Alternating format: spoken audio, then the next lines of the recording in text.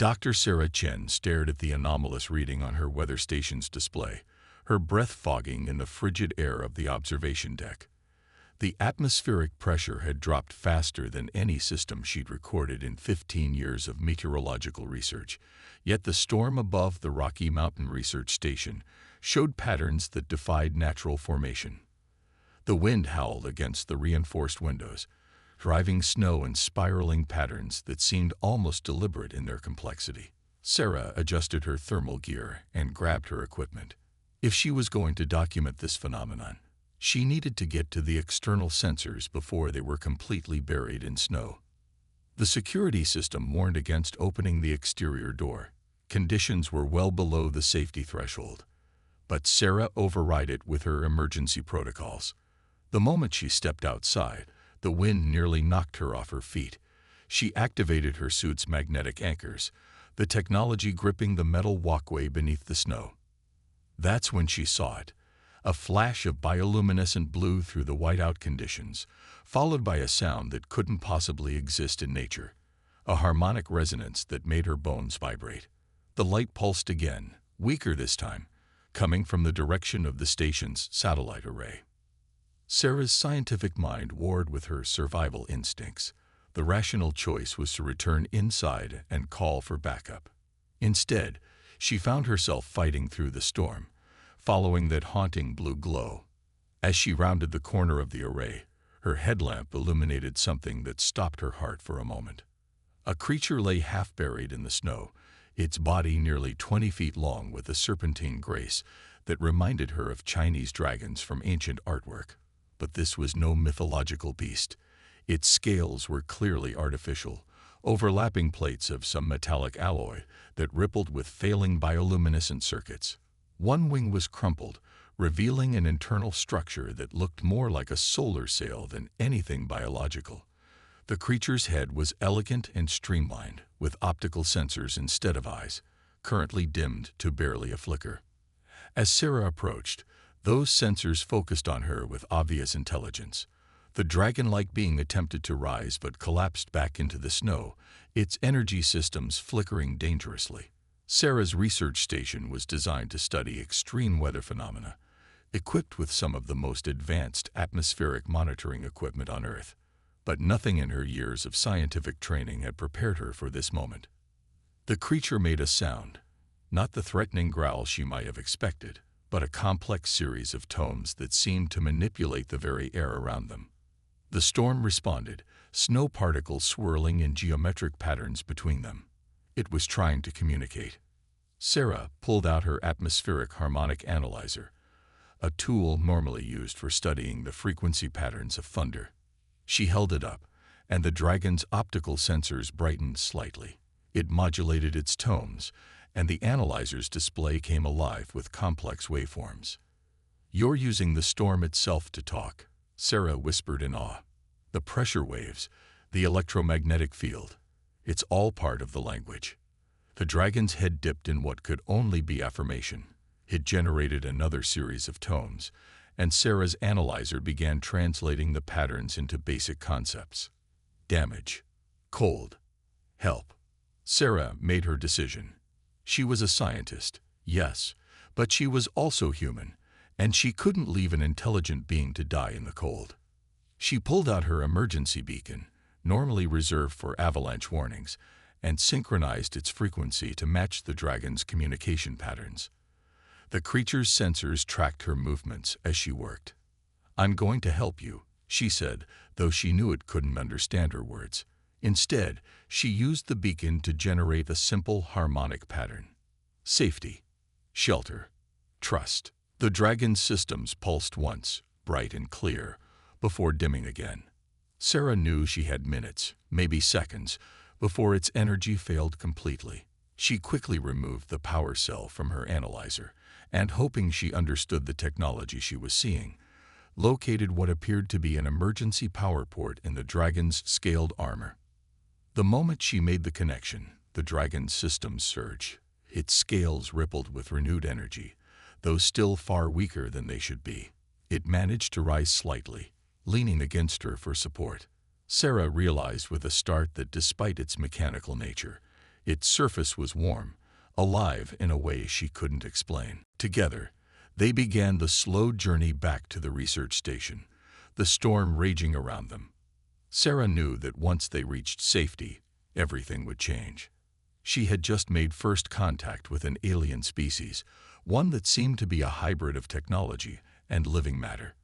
Her little weather research station was about to become the center of something much bigger than tracking storm patterns. But as the dragon synchronized its movements with her, using her beacon's frequencies to maintain its failing systems, Sarah felt no fear. There was only wonder and a deep certainty that she had made the right choice. Sometimes the most important scientific discoveries weren't the ones you went looking for, but the ones that found you in the heart of the storm.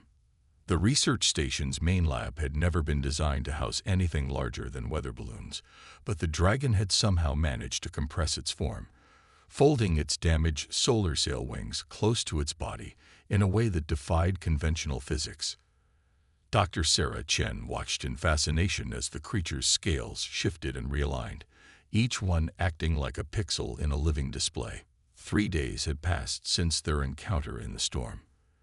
The dragon was recovering, its systems slowly regenerating thanks to the emergency power coupling Sarah had rigged from the station's backup generators. She disconnected all non-essential equipment, knowing that if anyone noticed the unusual power draw, questions would follow that she wasn't ready to answer. The dragon's method of communication had evolved rapidly. It had interfaced with her atmospheric analysis equipment, creating a rudimentary translation matrix that converted its harmonic language into text. Sarah learned that its name, roughly translated, meant resonance through storms, though she'd taken to calling it echo. Your world's atmosphere. Echo's translation appeared on her tablet. It sings with such complexity. We detected these patterns from far away. Sarah adjusted her instruments, watching as Echo manipulated air pressure waves to form its words. You came here because of our weather. Partially.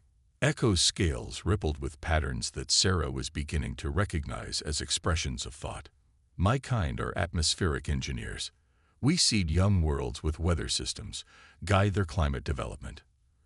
Earth was not in our databases, but its storm patterns, they showed signs of intelligence we had never encountered. Sarah sat down hard in her chair. Are you saying our weather is sentient? Not as you understand consciousness. Echo's sensors brightened. But your planet's atmospheric dynamics exhibit emergent behaviors far beyond what should be possible. We came to study, to learn, but we did not expect the interference. The dragon's scales darkened, and Sarah recognized the pattern as one of distress. She waited, letting Echo gather its thoughts. There are others of my kind who believe developing worlds should be guided more directly. They attempted to override Earth's natural patterns, to impose our own atmospheric control systems. Echo's translation carried undertones of harmonic discord. I refused to participate. During my escape, my ship's energy collection systems were damaged. Your storm patterns drew me in, but I could not maintain stability. Sarah thought about the impossible weather formations she'd been tracking for months. Storms that moved against prevailing winds, pressure systems that seemed to dance around each other in mathematical patterns. Your people are already changing our weather. Trying to. Echo extended one wing slightly, the damaged solar collectors glinting in the lab's lights. But Earth's patterns are resilient. They adapt, incorporate the artificial elements into new forms we never predicted. It is beautiful, dangerous, but beautiful. Standing, Sarah walked to one of her monitoring stations. The readouts showed a massive storm system moving across the Pacific, its structure unlike anything in her records. Is this their work? Echo moved closer, its sensors analyzing the data. Yes, they are attempting to establish control nodes, points from which they can manipulate the global weather patterns. But they do not understand. Your world's atmosphere is not merely a system to be programmed. It is more like music that writes itself. And that's why you crashed here. You were trying to stop them. The dragon's scales shifted to a pattern Sarah hadn't seen before, something between determination and hope. I was trying to warn them. And now, I must warn you.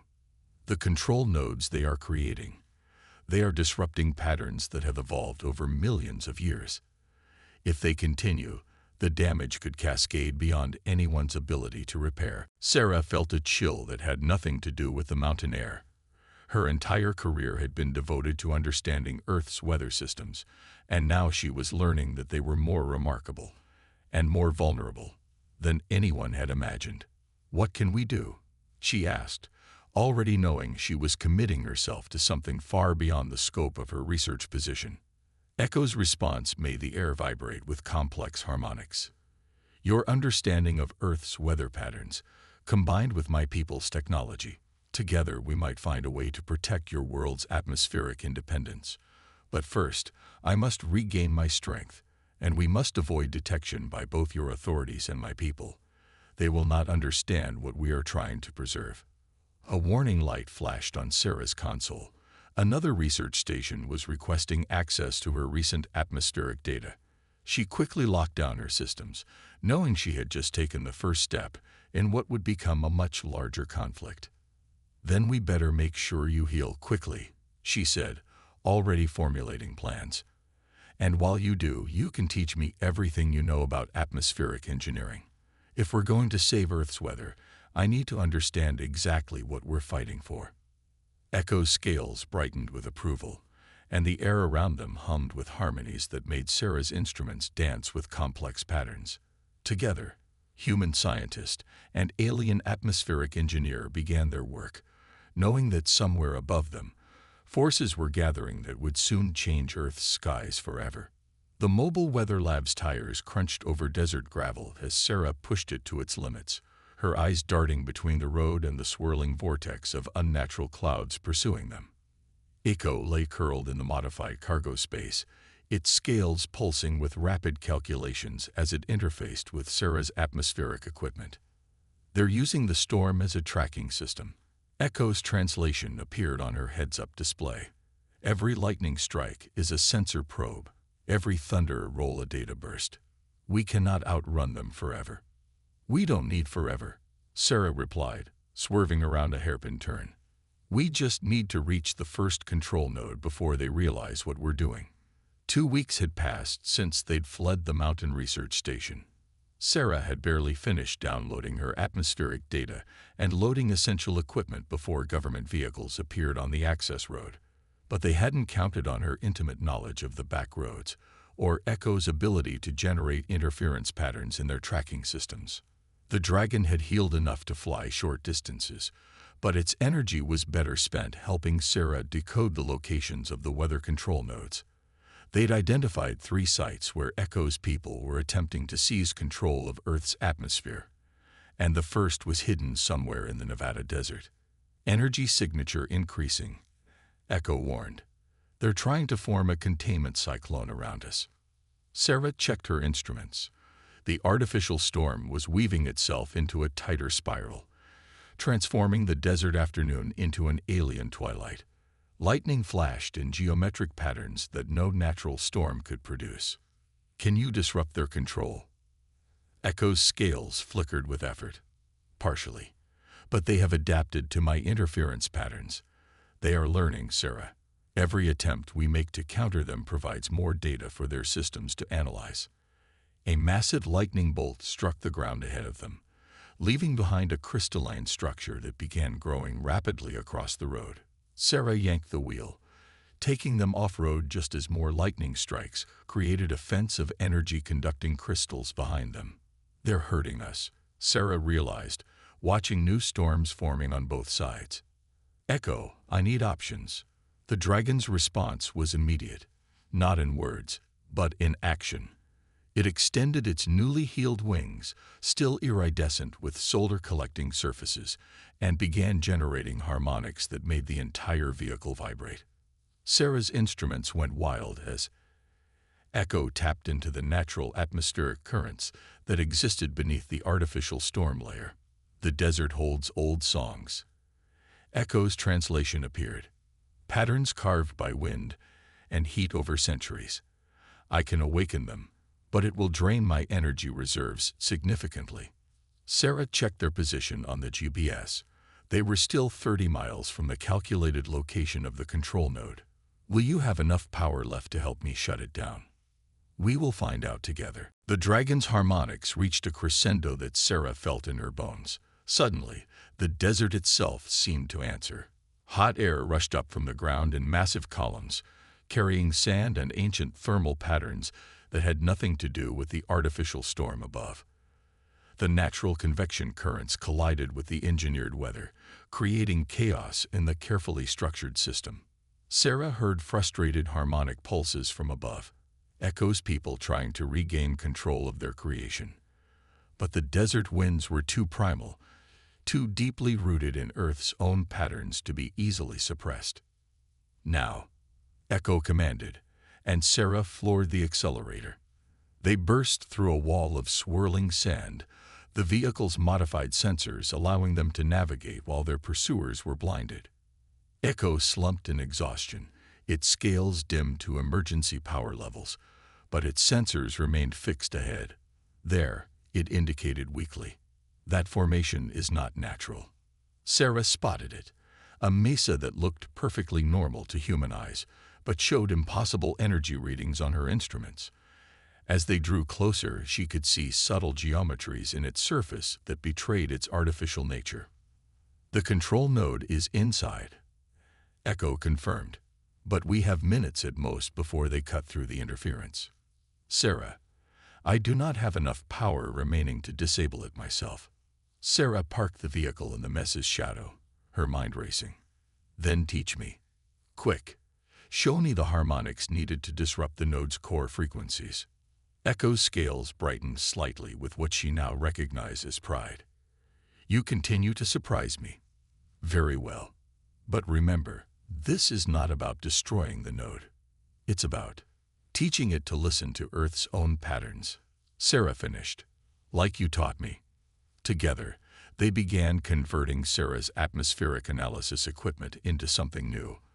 A device that would not silence the alien weather technology, but help it hear the complex music that Earth's atmosphere had been playing for millions of years. Behind them, the storm raged closer, and Sarah could hear the distinctive harmonics of Echo's people approaching. But she kept working, her hand steady as she prepared to either save Earth's weather or change it forever. The Pentagon's Atmospheric Defense Center hummed with tension as dozens of screens displayed weather patterns spiraling out of control across the globe. Sarah stood before a panel of military and scientific leaders, her clothes still dusty from the Nevada desert. Behind her, Echo floated serenely, its scales shifting between patterns that reflected the chaos on the monitors. By disrupting the first control node, we may have accelerated their timeline, Sarah explained, gesturing to the satellite imagery. The other nodes are already adapting, implementing new protocols that make them even more resistant to Earth's natural patterns. General Miranda Hayes, the newly appointed head of the Atmospheric Defense Initiative, leaned forward. Dr. Chen, you've been a respected meteorologist for 15 years. Now you're asking us to believe that alien weather engineers are trying to seize control of Earth's atmosphere, and that this being is trying to help us stop them. Echo's translation appeared on the main screen. Your skepticism is logical, but time is critical. The control nodes are not merely weather manipulation devices. They are rewriting the fundamental harmonic patterns of your atmosphere. And that's bad because this from Dr. Marcus Wong, the government's lead atmospheric scientist. Sarah pulled up her latest data models. Because Earth's weather isn't just a system of temperature and pressure differentials. It's an interconnected network that's evolved over millions of years. Echo's people saw patterns in our atmosphere that shouldn't exist, emergent behaviors that suggest our weather might be more than the sum of its parts. Like a neural network, Dr. Wong mused, his skepticism giving way to scientific curiosity. Exactly. And the control nodes are essentially trying to lobotomize that network, replace it with something more manageable. The room erupted in technical discussions, but Echo suddenly raised its wings, scales flashing urgent patterns. All of Sarah's instruments spiked simultaneously. They're making their move. The dragon's translation appeared. The remaining nodes have synchronized.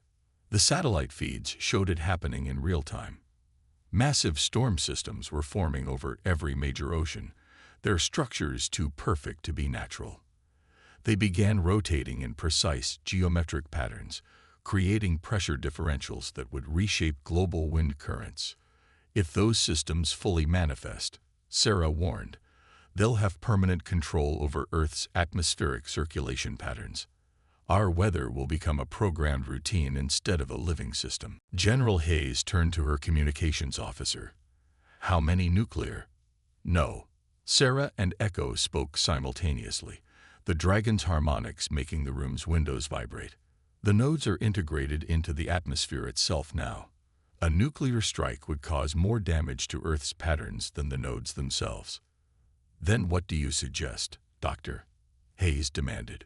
Because I'm looking at an alien invasion of our atmosphere, and you're telling me we can't fight back.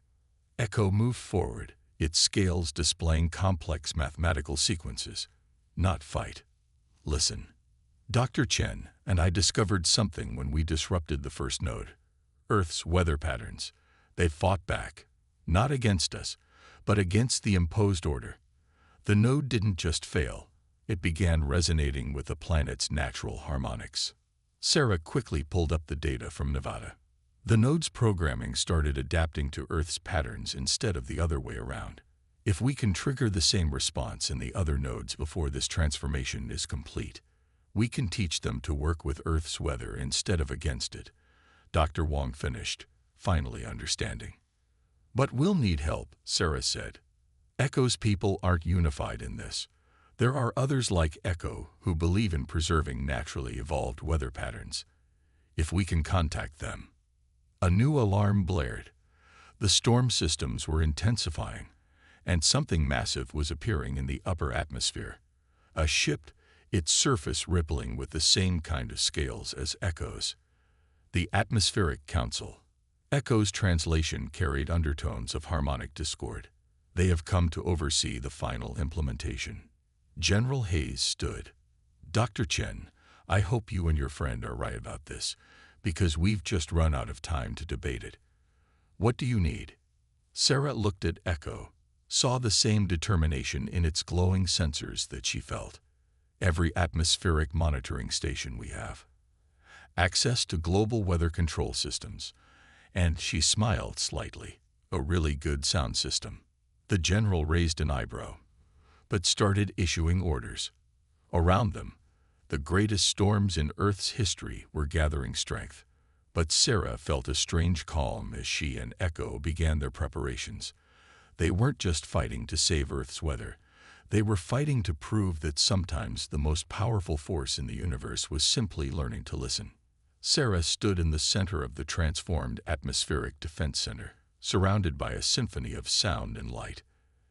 Every weather monitoring station on Earth had been converted into a harmonic resonator, broadcasting the complex patterns that Echo had taught them to recognize in Earth's natural weather systems.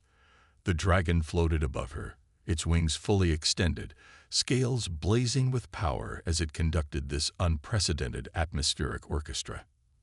The massive storms created by the control nodes still raged outside, their perfect geometries trying to impose order on Earth's chaotic weather patterns.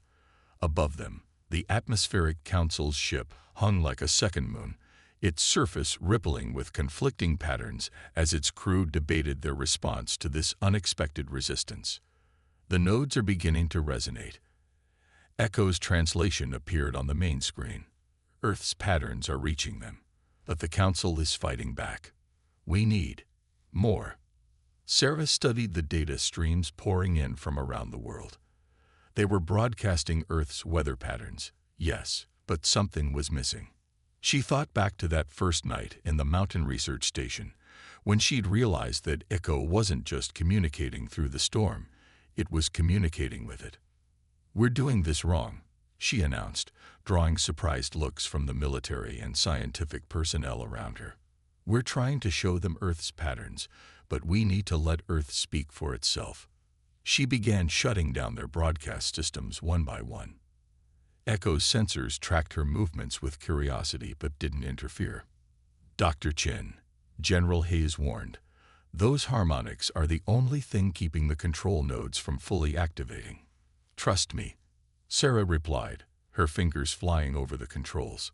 Echo, remember how you said Earth's weather was like music that writes itself? We need to stop playing our recording and let them hear the original composer. Understanding blazed through Echo's scales. The dragon began generating new harmonics, not broadcasting Earth's patterns, but rather creating spaces of silence and the atmospheric noise, like a conductor preparing an orchestra for a soloist. For a moment, nothing seemed to happen. The artificial storms continued their relentless advance. Then, in the quiet spaces Echo had created, something extraordinary began to emerge. The planet's natural weather patterns, freed from both the control node's suppression and the well-meaning but limiting human broadcasts, began to sing. It started with subtle variations in wind currents, pressure differentials that danced around the imposed geometries of the artificial storms. Then larger patterns emerged, century-old atmospheric rivers finding new paths, thermal systems responding to changes that had been building for millennia. There, Sarah breathed, watching the data streams transform. That's Earth's voice. Above them, the Council ship's surface erupted in cascading patterns. Echo's scales brightened with joy as its translation appeared. They hear it. The Council. They finally understand what I've been trying to tell them. Earth's weather system isn't just complex. It's alive with possibilities they never imagined. The control nodes began to change. Instead of fighting Earth's natural patterns, they started adapting to them, becoming listening posts rather than control centers. The perfect geometric storms dissolved, replaced by weather systems that merged the best of both worlds. The stability of engineered patterns supporting rather than suppressing the planet's natural atmospheric creativity. Echo's people were emerging from their ship now, dragon-like forms descending through the clouds. Their scales rippled with patterns of wonder and contrition as they witnessed the true complexity of what they had almost destroyed. They're offering a new kind of partnership. Echo translated their harmonics, not to control Earth's weather, but to learn from it, to help protect it as it continues to evolve. Sarah felt tears in her eyes as she watched the artificial storms transform into something new, hybrid systems that showed both the mathematical precision of Echo's people and the wild creativity of Earth's natural patterns. What happens now? General Hayes asked, looking between Sarah and Echo. The dragon's scales shifted to a pattern Sarah had never seen before, something that spoke of both ending and beginning. Now we learn together. My people will share their atmospheric engineering knowledge, helping Earth weather the changes your civilization has created. And in return, we will study how your planet's weather creates such beautiful mathematics from chaos. And you? Sarah asked quietly. Will you stay? Echo's response made all the instruments in the room hum with gentle harmonics. Earth's atmosphere still holds many songs I have not yet heard. And I find I have much to learn from humans who know how to listen. Outside, the storms were clearing, revealing a sky that would never be quite the same, and yet was somehow more itself than ever before. Humanity had gained powerful allies, not through force or resistance, but through the simple act of helping others learn to listen to a song that had been playing all along. Sarah smiled as new data began pouring in from the transformed control nodes, showing weather patterns more complex and beautiful than anything either civilization had imagined possible. Sometimes the greatest discoveries happen not when you found what you were looking for, but when you were willing to hear something entirely new.